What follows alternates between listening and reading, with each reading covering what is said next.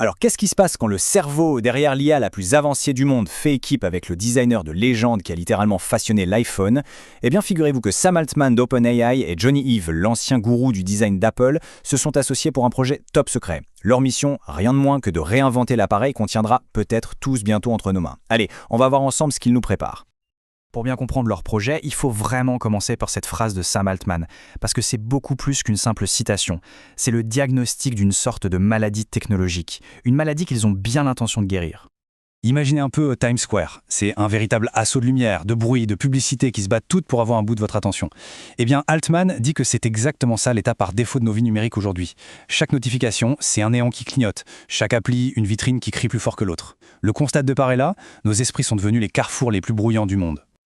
Altman a un terme assez fort pour ça, il appelle ces distractions des petites indignités. Chaque vibration qu'on n'a pas demandée, chaque bannière de pub, c'est comme une micro-agression contre notre concentration. Et quand on les accumule, ça crée cette espèce d'anxiété de fond permanente. Leur conviction est simple, la technologie devrait être à notre service et pas l'inverse. Alors qui sont-ils, ces architectes de cette possible révolution? Leur collaboration, elle n'est pas née dans une salle de réunion avec des graphiques PowerPoint. Non, elle est née d'une simple conversation. C'est l'alignement parfait de deux curiosités insatiables, celle de deux géants qui, arrivés au sommet de leur art, se sont regardés et se sont dit « et si on recommençait tout à zéro ?» Et de là est née leur entreprise I.O. Ce qui est fou, c'est qu'elle n'est pas partie d'un business plan, mais d'une question. Des questions comme « comment est-ce que l'IA peut nous rendre plus humains et pas moins ?» Ou encore « quel est le rôle d'un objet physique dans un monde de plus en plus virtuel ?» C'est vraiment cette interrogation de fond qui a tout démarré. Bon, maintenant voyons un peu comment ils s'y prennent pour régler ce problème. Parce que leur approche, elle est tout sauf conventionnelle. Elle est philosophique, exploratoire et profondément curieuse. C'est là que leur démarche devient vraiment radicale. Dans la Silicon Valley, où tout doit aller très vite, ils ont fait l'impensable. Ils ont appuyé sur le bouton « Pause ». Pendant des mois, pas de prototype, pas de ligne de code, rien.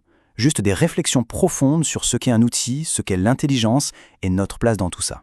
En gros, ils ont décidé de construire des fondations solides avant même d'avoir dessiné le moindre plan de la maison. Cette citation de Johnny Ive, elle est vraiment au cœur de leur méthode.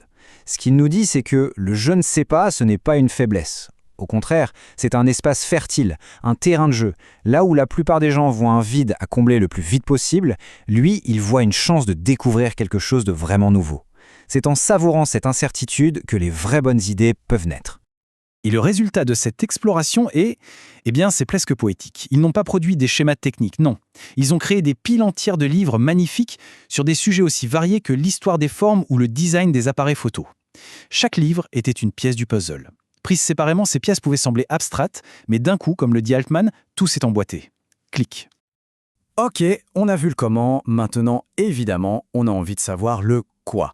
Quel genre d'objet peut bien sortir d'un processus pareil? L'attente est à son comble. Ah, c'est la question qui tue. Et même s'il reste très secret sur la forme finale de l'objet, ils ont quand même levé un coin du voile sur l'esprit qui anime leur création. Et ça, c'est peut-être encore plus intéressant. Voici le contraste qui résume tout. Ils veulent nous faire passer de l'expérience stressante de Times Square à la sérénité d'un chalet au bord d'un lac. En clair, l'objectif, c'est un appareil qui comprend où on est, ce qu'on fait, qui est proactif, mais sans jamais être envahissant. Un appareil qui favorise le calme et la concentration. Leur but ultime, ils le résument en un mot un peu spécial, l'inévitabilité. Pensez à l'interface du tout premier iPhone. C'était si simple, si intuitif, qu'une fois qu'on l'a vu, on s'est dit « Mais bien sûr, comment on faisait avant ?» Voilà, c'est ça l'inévitabilité. Une solution si parfaite qu'avec le recul, elle semble avoir toujours existé. Et les mots qu'ils utilisent pour décrire leur création sont assez révélateurs. Ils parlent d'une simplicité presque naïve, d'un design si délicieux qu'on voudrait en prendre une bouchée. Ça nous dit qu'ils ne sont pas en train de concevoir un simple outil, C'est un objet de désir, une source de plaisir, quelque chose de ludique qui doit devenir une extension naturelle de nous-mêmes. Finalement, au-delà de la technologie, au-delà du design, leur mission la plus profonde, elle est d'ordre émotionnel. Il s'agit de changer ce qu'on ressent quand on utilise la technologie. Cette phrase de Johnny Ive, il a prononcé tout au début de leur aventure, et c'est devenu leur manifeste. Remarquez bien, il ne parle pas de vitesse, de puissance ou d'efficacité. Non, avant même la moindre spécification technique, l'objectif numéro 1 était émotionnel. L'appareil doit provoquer de la joie. Et ce n'est pas un hasard s'ils insistent tant sur la joie. C'est une réponse directe à l'ambiance souvent un peu lourde, un peu anxiogène qui entoure les nouvelles technologies, et surtout l'IA. Face au discours parfois apocalyptique, ils veulent réinjecter une dose de fantaisie, d'humour et au fond d'humanité dans nos outils de tous les jours. Et ça nous laisse, avec cette question, une pensée assez provocatrice.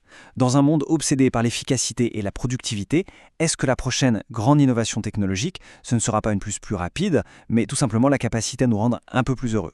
C'est le pari un peu fou, mais magnifique, dit Versil Hoffman,